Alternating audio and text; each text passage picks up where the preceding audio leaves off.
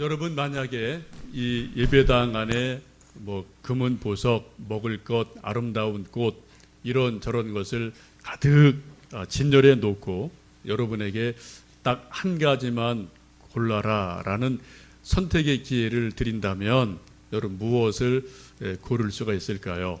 물론 여러분 현재 필요한 것에 따라서 뭐 이것저것을 고르시겠지만 아마도 많은 사람들이 어떤 여러 가지 무제한적인 어떤 선택이 있다면 아마 그 중에 하나가 금덩어리를 딱 집는 일이 상당히 많을 것 같아요. 만약 저에게도 그런 기회가 있다면 이만한 금덩어리 하나 딱 잡으면 얼마나 좋을까 그런 생각을 해봅니다. 여러분 살면서 혹시 나에게 이만한 금덩어리 하나 있으면 내가 지금 고민하는 이러한 저런 문제들이 술술 풀리리라 그런 생각을 한두 번 공상 속에서 해보신 일은 없으십니까?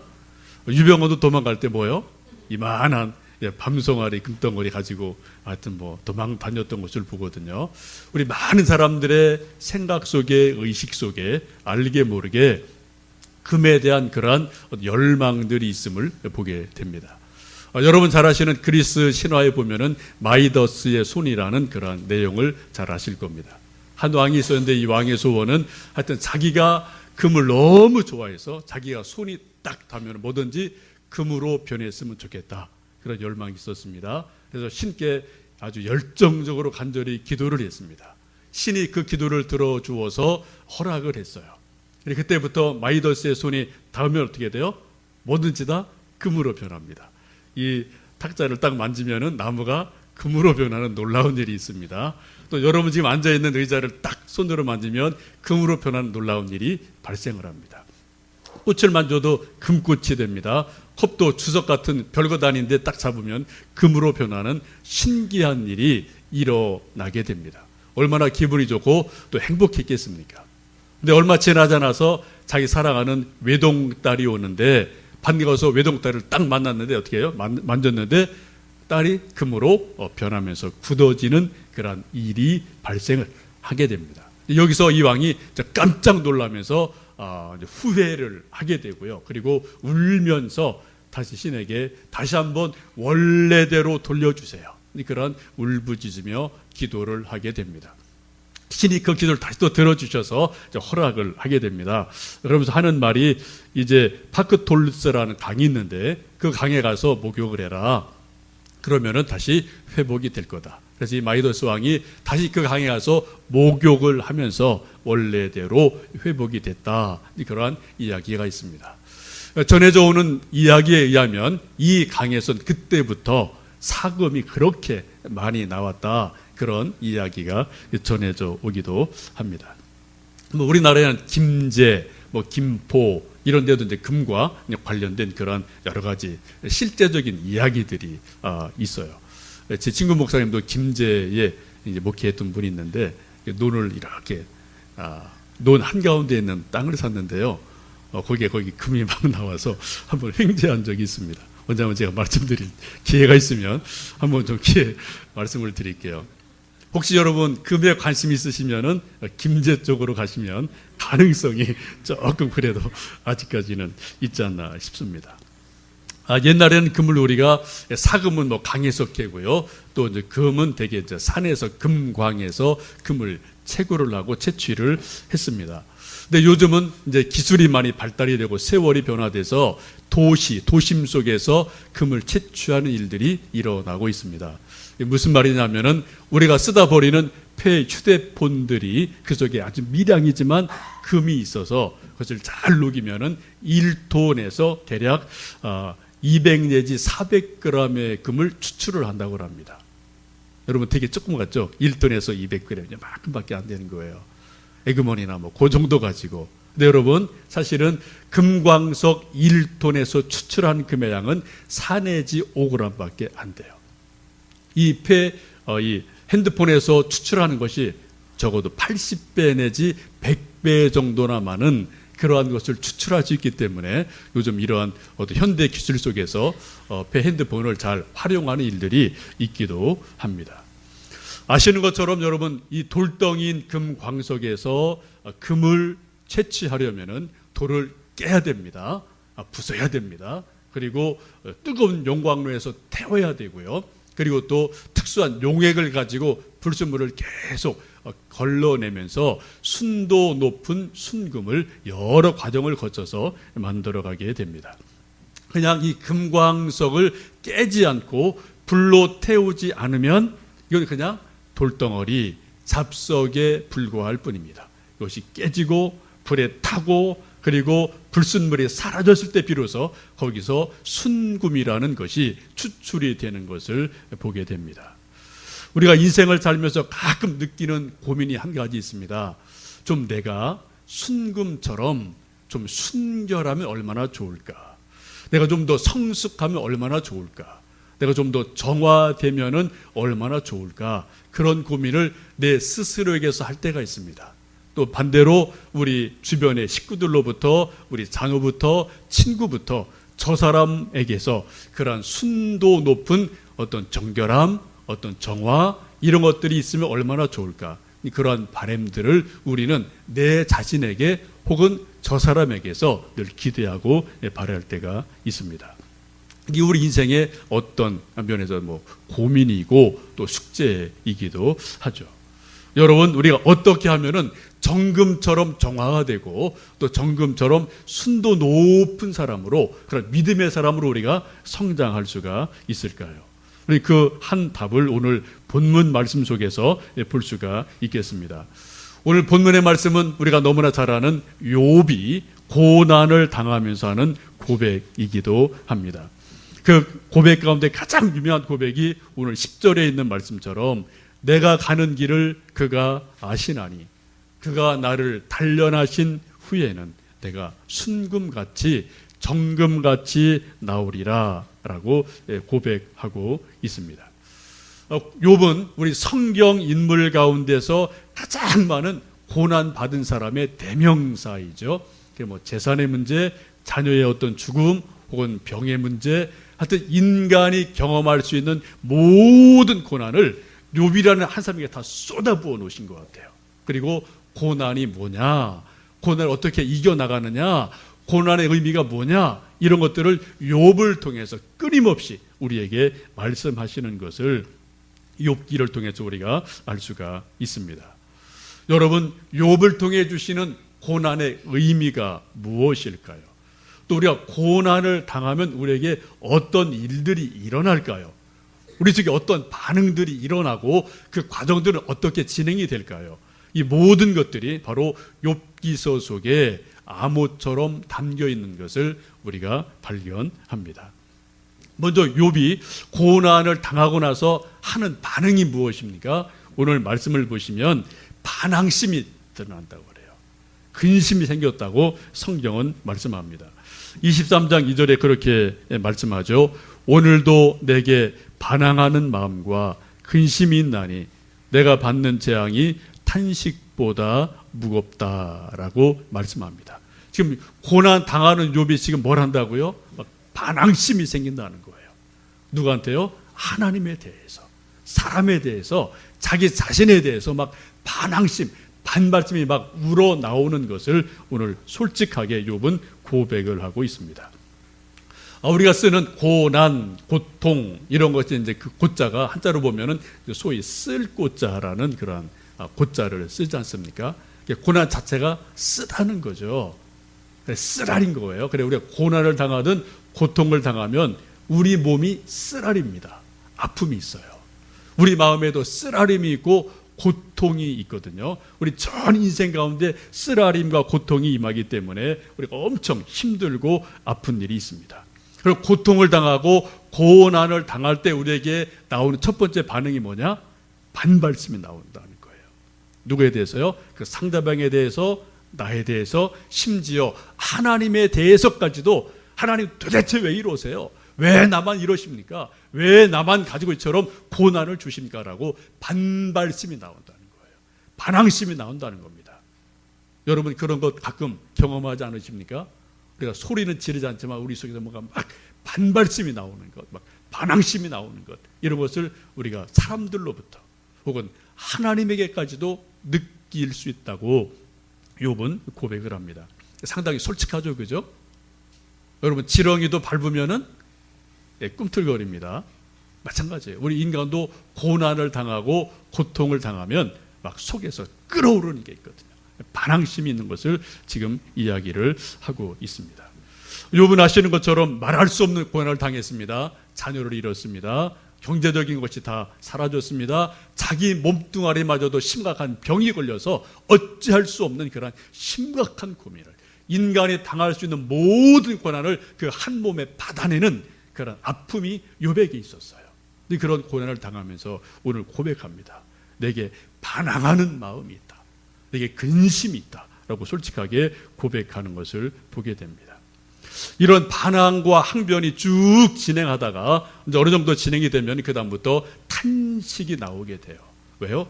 해결되지 않는 그런 엄청난 아픔 속에서 반항을 하죠. 그러다 해결 안 되기 때문에 이것이 안으로 스며드는 그러한 일들이 일어나게 됩니다. 오늘 3절 4절 보시면 그렇게 욥이 또 탄식을 합니다. 내가 어쩌하면 하나님을 발견하고 그의 처소에 나아가랴. 어찌하면 그 앞에 내가 호소하며 변론한 말을 내 입에 채우겠는가 라고 어찌하면 하고 탄식하는 욥의 모습을 보게 됩니다. 이걸 쉽게 우리 말로 말하면 뭐예요? 아이고 지금 속으로 탄식하며 소가리를 하고 있는 그런 욥의 모습을 살펴볼 수가 있습니다.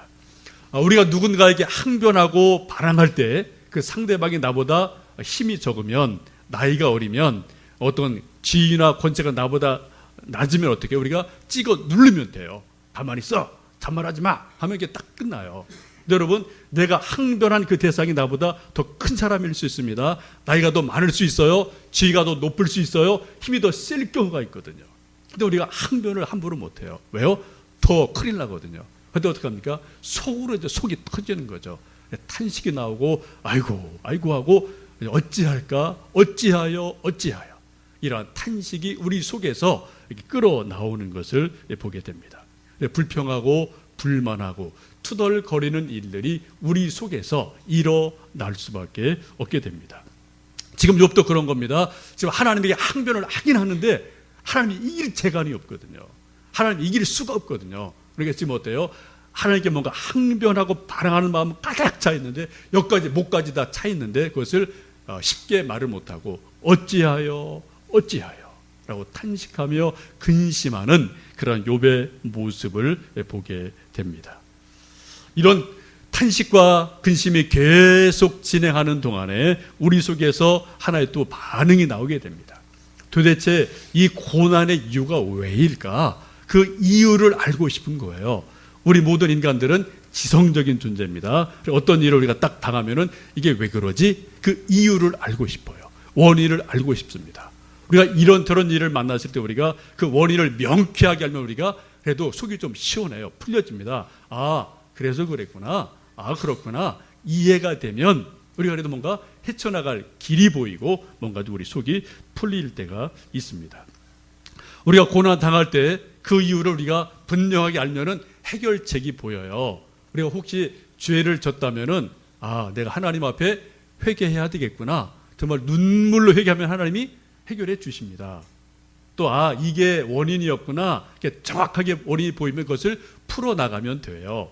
근데 여러분, 우리가 인생을 살면서 경험하는 수많은 인생의 문제, 어떤 인생의 고난들의 특징이 무엇입니까? 그 원인을 우리가 정확하게 모르겠다는 거예요. 알긴 대충 알아요. 그런데 이게 딱 잡히질 않아요. 그래서 이게 왜 그러지? 이게 원인이 왜 그러지?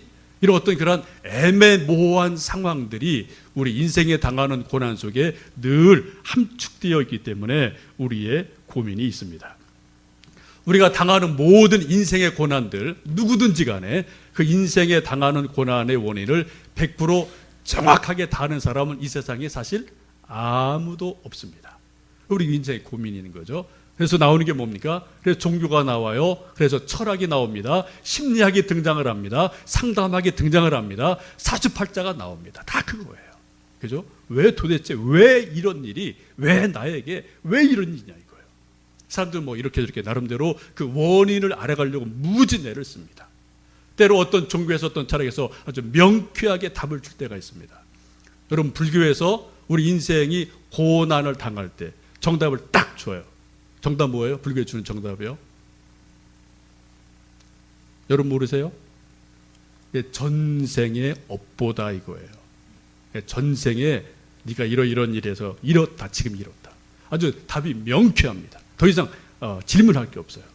그거 믿는 분들은 아주 명쾌한 거예요. 아, 내가 전생에 내가 그런 죄를 졌구나. 내 업보가 있구나. 이거 할 수 없구나. 내가 이 생에서 이걸 내가 견뎌야 되는구나. 그리고 더 덕을 쌓고 선을 쌓고 다음 생에는 좀 더 잘 나와야지. 인생이 뭐 명쾌하게 나오는 거예요. 여러분, 정말 우리 인생이 그렇습니까? 우리 인생에 당하는 고난이 전생의 업보 때문에 우리가 이 시대에 오늘 우리가 고난을 당합니까? 그다음 인생이 아주 명쾌하고 간단한 거예요. 그러면 문제 고민이 없어요. 그러나 우리가 아는 것처럼 또 성경이 말씀하시는 것처럼 인생이 그렇게 간단한 것이 아니고 그것이 답이 아님을 우리가 알고 있습니다. 우리가 고민은 근데 그 뭔가 문제가 있고 고난이 있음에도 불구하고 그 원인을 우리가 100% 알 수 없다는데 우리의 고민이 있고 우리의 또 아픔이 있기도 합니다. 여러분 욥기를 쭉 읽어보십시오. 욥기가 40장입니다. 1장, 2장은 서론 부분이에요. 38장, 9장, 40장은 결론 부분입니다. 그 안에 35장 정도는 욥과 네 친구가 이야기하는 거로 계속해서 진행이 되어져 갑니다. 그 논쟁의 주제가 무엇입니까? 지금 욥이 말할 수 없는 고난을 당하고 있어요. 재산을 잃어버리고 자녀도 잃어버리고 자기 몸도 잃어버리고 모든 것이 다 깨어진 그런 아픔 한가운데 고난 한가운데 있습니다. 많은 친구들이 욥을 위로하기 위해서 내 친구가 찾아왔습니다. 그리고 그들이 말합니다. 처음에 위로를 하죠. 얼마나 힘드냐, 얼마나 어려우냐 위로를 해줍니다. 그리고 나서 조금 이따 이제 대화가 진행되면서 뭐가 돼요? 네가 지금 당하고 있는 고난의 원인이 뭐냐? 그것을 논증하기를 시작합니다. 친구들이 뭐라고 말해요? 계속 처음에 좋게 말하다가 결국 가서 하는 말이 뭐예요? 지금 내가 당하는 모든 고난은 내 죄 탓이다. 우리가 모르지만 너가 모르지만 분명히 너 죄가 있어. 그 죄 때문에 내가 지금 고난 당하는 거야 라고 계속 네 사람이 공박을 하고 있습니다. 욥은 뭐라고 말해요? 아니야, 나는 결백해. 나는 그런 큰 죄 없어. 나는 완벽하지만 그런 내가 이렇게 죽을 죄인은 아니야 라고 또 자기를 변명하면서 자기 결백을 또 친구들에게 이야기를 합니다. 처음에 좋게 위로가 됐어요. 근데 논쟁이 격화가 되어집니다. 답이 보이질 않습니다. 소위 요즘 말로 말하면 끝장 토론을 한 겁니다. 여러분 성경이 이렇게 간단하게 있지만 그 네 사람과 욥이 얼마나 심각하게 별별 소리를 다 하면서 몇 날 며칠 밤을 새면서 이 얘기를 했겠습니까? 근데 끝장 토론했는데 여러분 결론이 났나요? 결론이 안 났습니다. 욥은 욥대로 내 친구는 내 친구대로 평행선을 달려요. 접점이 없습니다. 그리고 서로 뭐가 상해요? 마음이 상해요. 감정이 상해요. 서로 의견이 다르니까. 이게 우리 인생입니다, 여러분. 우리가 어떤 문제를 풀어갈 때 우리 모든 사람이 100% 다 동의할 수 있는 어떤 그런 정답이 딱 있나요? 없습니다. 없거든요. 지금 욥도 마찬가지예요. 고난에 대해서 이 말 저 말이 많이 있지만 이제 고난의 그 원인을 규명할 수도 없고 그것을 알 수 없기 때문에 더 미궁 속으로 빠져드는 욥과 네 친구를 볼 수 있습니다. 고난의 이유가 명쾌하게 밝혀지면 우리가 해결점이 있거든요. 뭔가 해결해 나갈 방법이 있거든요. 근데 고난의 특징이 뭡니까? 고난의 특징은 그 이유가 있긴 있지만 명확하지 않다는 겁니다. 해석되지 않는다는 거예요. 그래서 우리가 어떻게 돼요? 우리 믿음이 그것 때문에 흔들립니다. 그만큼 있던 믿음이 그것 때문에 이제 안개 속으로 점점 빠져들게 돼요. 하나님을 의심합니다. 하나님이 안 계신가 봐. 하나님이 계시면 왜 이런 고난이 나에게, 왜 이런 아픔이 우리 집에, 왜 이런 어려움이 하필 이때 나에게 라고 우리가 계속 질문을 던지면서 하나님에 대한 요만한 믿음마저도 흔들리면서 우리가 안개 속으로 빠져드는 그런 일들이 있게 됩니다. 오늘 욥이 그러지 않습니까? 여러분 한번 8절, 9절 말씀을 함께 읽어보시겠습니다. 그런데 내가 앞으로 가도 그가 아니 계시고 뒤로 가도 보이지 아니하며 그가 왼쪽에서 일하시나 내가 만날 수 없고 그가 오른쪽으로 돌이키시나 배울 수가 없구나. 이게 욥의 탄식이에요. 지금 자기가 앞으로 가도 하나님이 안 보여요. 뒤로 가도 안 보여요. 왼쪽을 봐도 하나님이 잡히질 않습니다. 오른쪽을 봐도 하나님이 느껴지질 않습니다. 이게 뭐예요? 동서남북을 다 둘러봐도 하나님이 안 계신 것 같은 거예요. 하나님이 안 느껴집니다. 하나님이 보이질 않는 그런 답답함 속에 욥이 빠져들게 됩니다. 이것은 하나님이 없다가 아니에요. 하나님이 안 계셔, 하나님 없어, 신 없어, 이건 뭐예요? 이건 무신론적인 태도입니다. 이건 거기서 딱 끝나는 거예요. 근데 지금 욥은 뭡니까? 하나님 분명히 알아요. 하나님 분명히 믿습니다. 근데 지금 상황에서, 지금 고난 중에서 하나님이 안 느껴지는 거예요. 하나님이 안 보이는 겁니다. 하나님이 잡히질 않는 거예요. 도대체 하나님이 어디 계신지를 알 수가 없는 겁니다. 이거 좀 다른 겁니다. 무신론적인 태도와 하나님이 계신 것을 믿음에도 불구하고 지금 나한테 안 느껴지고 안 믿어지는 어떤 그런 고난의 상황, 이 상황 속에 지금 욥이 던져져 있음을 보게 됩니다. 여러분, 이런 것을 우리가 어떤 분들은 소위 영적인 침체다, 혹은 좀 영성이라는 쪽에서는 영혼의 어두운 밤이다, 이렇게 표현하기도 합니다. 어쨌든 지금 하나님이 없다가 아니라 하나님이 나에게 안 느껴진다. 하나님이 나에게 안 계시다. 내 주변에 하나님이 안 계시고 너무 멀리 계시다. 하나님의 부재를 지금 욥이 경험하며 고민을 하고 있습니다. 하는 말이 뭐예요? 내가 앞으로 가도 안 계시고 뒤로 가도 안 계시고 옆을 봐도 하나님이 안 느껴지고 안 보인다. 너무 답답하다. 그런 하나님의 부재 속에, 깊은 영혼의 어둠 속에 지금 욥이 잠겨지는 것을 보게 됩니다. 여러분도 가끔 그런 경험을 짧게지만 이런 경험을 하시지 않습니까? 우리가 분명히 하나님 믿어요. 구원의 확신이 분명히 나한테 있습니다. 천국성이 분명하게 있습니다. 기도응답 받은 체험이 분명하게 있고 지금도 여기저기 기도응답 받은 어떤 결과물들이 여기저기 지금 있어요.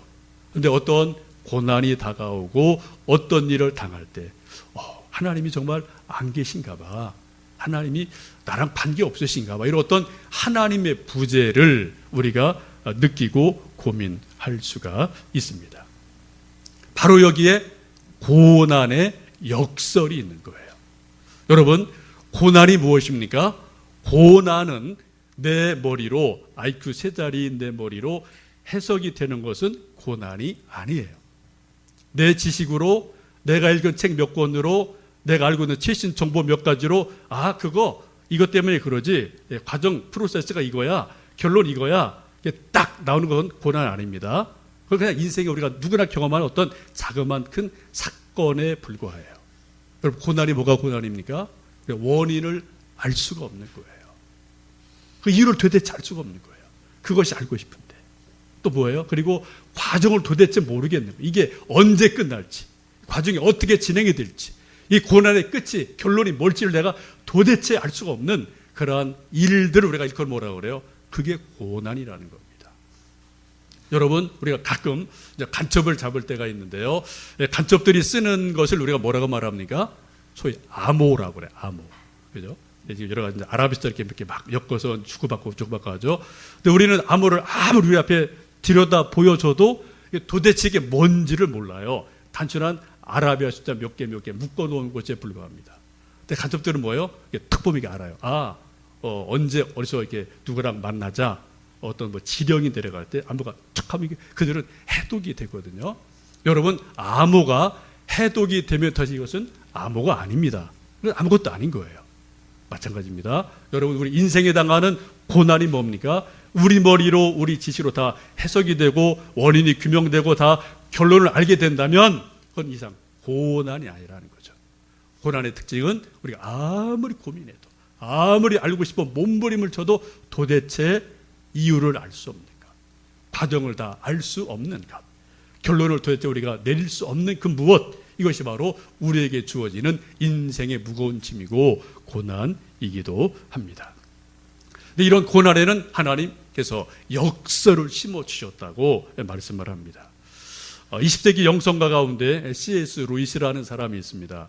이분이 쓴 책이 나니아 연대기라는 책이 있죠. 뭐 영화로 만들어져서 또 젊은 분들은 보셨을 거예요. 또 순전한 기독교 이런 뭐 수많은 책들을 쓴 아주 지혜로운 분인데, 이분이 이제 고난에 대해서도 여러 가지 고민하고 본인도 그런 경험이 참 많은 분이고요. 그런 것을 쓴 책이 있는데 그분이 그렇게 말합니다. 고난이 뭐냐? 고난은 귀머거리에게 하나님을 알게 하시는 신비한 확성기다라고 말을 해요. 고난이 뭐냐고요? 귀머거리에게 하나님이 이상한 확성기를 옆에 놓고 확 소리를 지르는 것, 이게 바로 고난이다라고 이분은 해석을 하고 이렇게 삶이 그렇게 살아왔던 분이, 그런 부분이 이분이 실제로 있거든요. 여러분 참 묘하죠? 우리 인간이 평범할 때는 하나님의 음성이 안 들려요. 하나님이 계시긴 계신데 나한테 안 느껴져요. 안 보여져요. 근데 이상하게도 우리가 고난을 당할 때 하나님이 느껴집니다. 하나님 음성이 내게 들려옵니다. 성경 말씀이 하나님 말씀으로 내게 다가오게 돼요. 여러분 지금까지 인생을 살면서 기도응답 받으셨던 대부분의 것들 여러분 언제 받으셨습니까? 배부르고 등 따시고 편안할 때, 그때 기도응답 받으신 거 많으신가요? 아니요. 거의 99%는 우리가 정말 고난을 당하고 눈물 흘리고 고통을 당할 때, 그 한가운데서 몸부림치며 기도할 때 그때 받은 기도응답이 대부분인 것을 우리가 경험적으로 압니다. 바로 고난의 의미가 그런 것에 있음을 말합니다. 지금 고난의 이유를 다 알 수 없고 과정도 다 이해할 수 없고 결론을 다 알 수 없지만 이런 믿음을 가진 욥이 고백하는 말씀이 바로 10절의 말씀입니다. 이렇게 고백합니다. 그러나 내가 다 알 수 없지만 그러나 내가 가는 길을 그가 아시나니 그가 나를 단련하신 후에는 내가 순금같이 정금같이 되어서 나올 것이다 라고 고백을 합니다. 지금 내가 고난의 원인을 다 알 수도 없고 과정을 다 알 수도 없고 그 시간을 끝을 내가 다 알 수 없지만 그럼에도 불구하고 그러나 내가 분명히 믿고 하는 것은 이러한 연단의 시간이 지나고 난 이후에는, 나를 단련하신 이후에는 나를 정금같이 만드시리라. 이게 욥의 고백이고 욥의 믿음이기도 합니다. 바로 여기에 고난의 신비가 있고요, 고난의 영성이 이 속에 있음을 보게 됩니다. 이제 가을은 여러 가지 좋은 계절이지만 저는 개인적으로 가을하면 대추의 계절이라고 해서 저는 생각하는 사람이에요. 대추 자그마한 대추 요만한 곳에 뭐가 있겠나 해서 우리는 대추가 있을 때 그냥 무심코 대추를 먹곤 합니다. 근데 시인들의 눈에는 어떤 자그마한 것도 뭔가 의미가 있고 뭔가 뜻이 있는 것을 늘 우리가 시인들의 말을 통해, 눈을 통해 볼 때가 참으로 많습니다. 정석주 시인이라는 분이 대추 하나리라는 시를 쓴 것이 있습니다. 한번 읽어드릴게요. 대추가 저절로 붉어질 리는 없다. 저 안에 태풍 몇 개, 천둥 몇 개, 벼락 몇 개, 저 안에 번개 몇 개 들어서서 붉게 일키는 것일 게다. 저게 저 혼자서 둥그러질 리는 없다. 저 안에 무설이 내린 몇 밤, 저 안에 땡볕 두어 달, 저 안에 초승달 몇 달이 들어가서 둥글게 만드는 것일 게다. 대추야, 너는 세상과 통하였구나. 우리는 대추를 먹을 때 그냥 대추 달달하네 맛있네 그냥 먹죠. 근데 시인은 뭐를 봐요? 그 속에 스며 있는 의미를 찾아가요. 뜻을 찾아갑니다. 이 시인은 대추 하나를 보면서 그 속에 뭐가 있다고요? 벼락이 몇 개 들어가고 천둥이 몇 개가 들어가고 비바람이 얼마나 부딪혔으며 수많은 땡볕이 들어가 있고 또 무서리가 내린 수많은 것들이 그 속에 녹아 들어가서 하나의 둥그렇고 아름다운 대추가 됐다라고 대추의 고난의 의미를, 대추가 담고 있는 그 고난의 신비를 시로 나름대로 표현하는 것을 볼 수가 있습니다. 오늘 예배를 마치고 여러분 이제 식사하실 때 대추 2알씩 드릴 겁니다. 제가 보건에서 제가 좀 부탁을 해서 많이는 아니고 조금밖에 안 왔어요. 2개씩 드시면 좋겠고요. 하나는 드시고요. 하나는 주문했다 드셨다가 오늘 내일 좀 계속 바라보시고 만져보시고 한번 이 시인의 눈으로 한번 대출을 계속 관찰을 해보시면 좋겠어요. 그리고 고난이 뭘까? 대추가 뭘까? 한번 그것을 묵상해 보시는 시간이 되셨으면 좋겠습니다. 여러분 함께 기억하시면 좋겠습니다. 고난을 당할 때, 고난 없는 인생은 아무도 없어요. 고난을 당할 때 하나님이 우리에게 뭔가 다가오는 신호입니다. 우리 귀에 대고 뭔가 하나님이 확성기를 가지고 말씀하시는 시간이에요.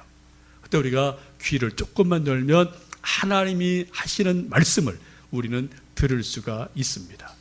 하나님이 멀리 계신 것 같지만 사실은 가장 가까이 계신 때가 고난 한가운데 있을 때, 그때 하나님이 가장 가까이 계심을 우리는 경험적으로 알 수가 있습니다.